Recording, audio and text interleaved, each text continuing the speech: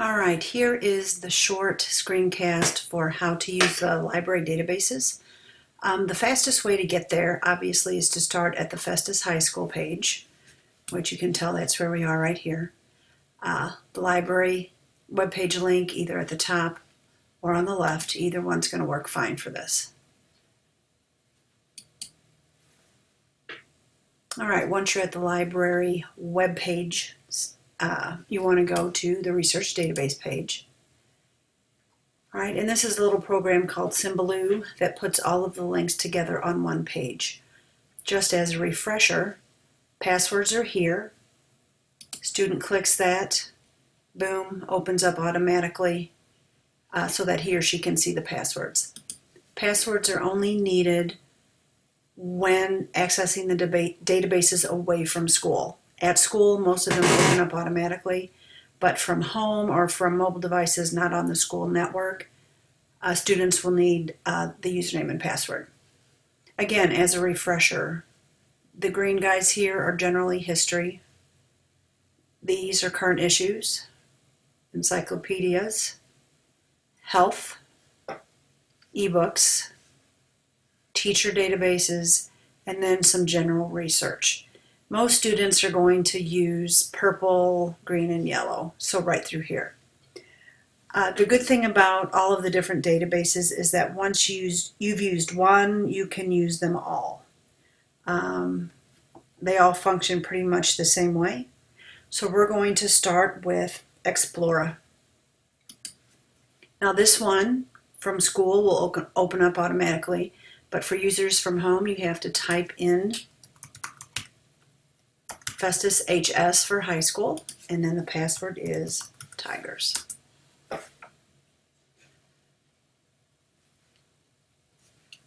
All right, and this is the Explora database. It actually searches several databases at once, and you can see it has a wide range of topics.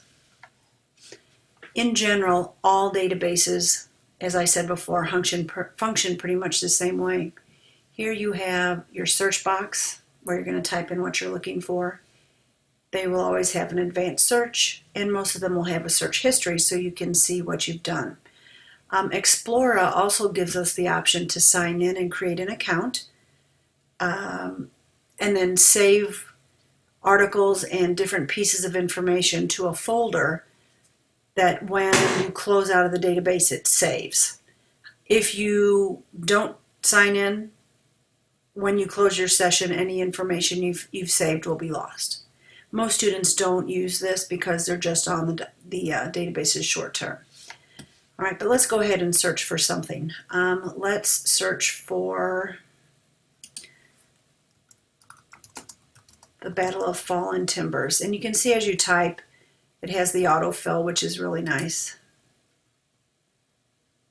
So this is going to take us to all the information we have about the Battle of Fallen Timbers. One good thing about Explora is that you want to, it automatically limits it to full text. Full text means these are articles that are all there. Taking that button off might give us results that don't have the full article for us to read. All right, we're going to start with this one. Take a peek here. Right now we're looking at the PDF full text. You will have two options on most articles, PDF and then HTML full text. PDF full text is simply a copy, a scan of the actual article as it appeared in its source. This one happens to be Military History Magazine. So you can see they just basically scanned the article straight from the magazine as a PDF file. PDF files are nice because you can have lots of pictures and you get to see how it was originally laid out in the magazine. Let's switch over to HTML full text. The text is still there, but you can see that the pictures are gone. All right, and it's not laid out in the exact same way as the magazine. All the information is still there, but it's just a different view. Now, a couple of things on here. Students have the option to listen to the article. Perhaps they don't want to read it. They can change accents, which is kind of fun. You can also, again, when you sign in, add it to a folder. You can print it. You can email it to yourself. You can save the article for later, but again, saving it, unless you're signed in, doesn't really save it. You can click Cite. This is very handy. Here are the different citation formats. Of course, we at Festus use MLA, so a student could just copy and paste that in. You can do what's called create a note, and you can make a note about what this article was about, maybe to refresh your memory when you come back to look at it later. There's also a permalink. A lot of students just want to save the link to refer to the article. This is the link you have to save. Don't ever save the one here because it doesn't work after the day you look at it, but this one will go to that article permanently. All right, I'm going to go back to our research list. You can see the types of sources that are here.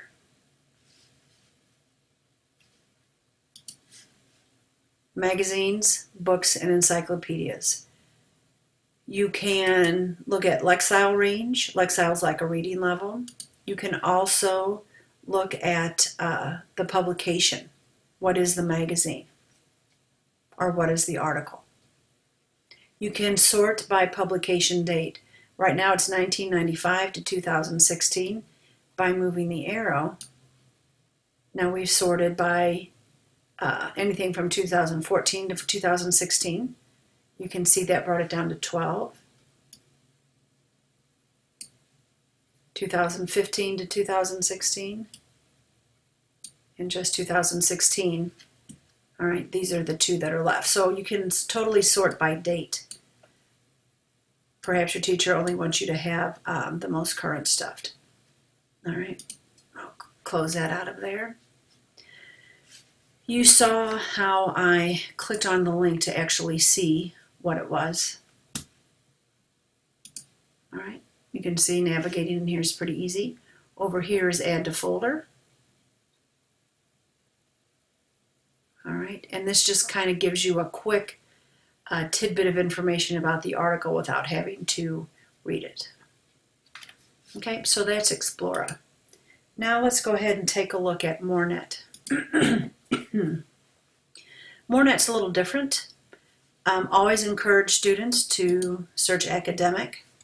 Again, I'm at home, so Festus HS and Tigers.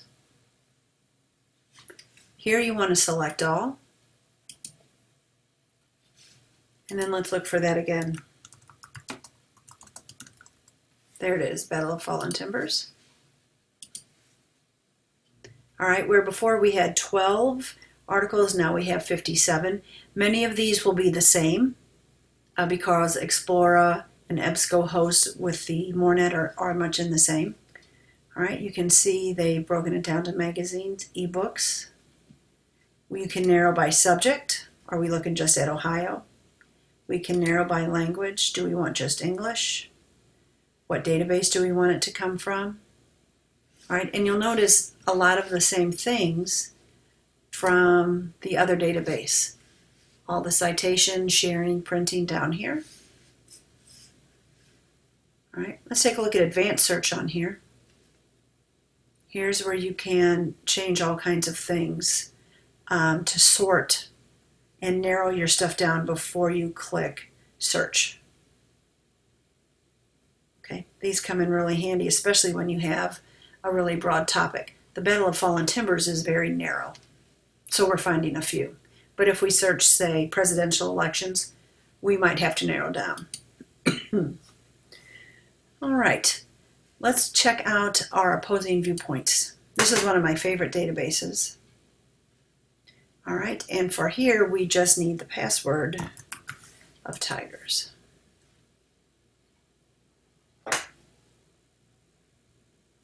All right, what I love about opposing viewpoints is this right here. You can sign in with your Google account and it will automatically save any article you look at to your Google account. It'll put a folder called Opposing Viewpoints in Context in your Google Drive, and you can get to it from there. Here they have some sample things, kind of what's trending. So let's look at genetically modified foods. It's going to tell us the pros and the cons. All right, you can tell the pros just by kind of the title. It's going to give us statistics, images, references, magazines, audio clips, news, which can be newspapers. Here's some videos, journals, sources, websites. All right, so they have a wide range of sources, and you can see over here how many of each are there. To see one of them, you just click on it. Again, here you can listen to it. Citation tools. Here you can highlight and take notes. You can print. You can save it to your Google Drive. You can translate it into other languages if you wish. All right, and down at the bottom, keep scrolling. Here's our MLA citation. All right, so a student could just copy and paste that into his or her Works Cited page. All right, let's take a look at their advanced search. Much the same. Again, totally different companies, same kind of, same kind of search boxes, same type of narrowing. All right, now let's take a look at Encyclopedia Britannica. This is the online version of the paper one.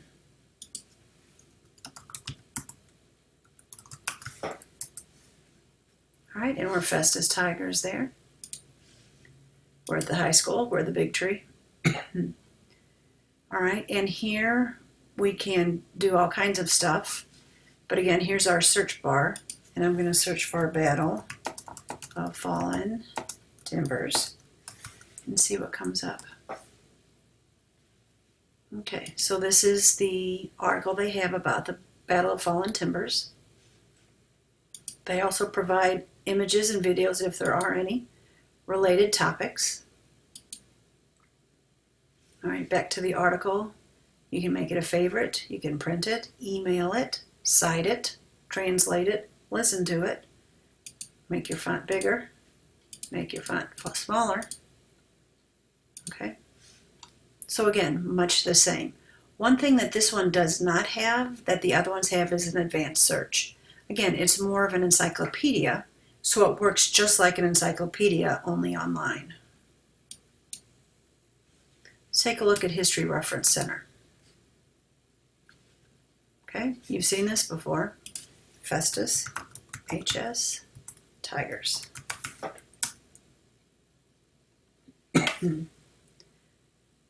Okay, again, search bar, advanced search.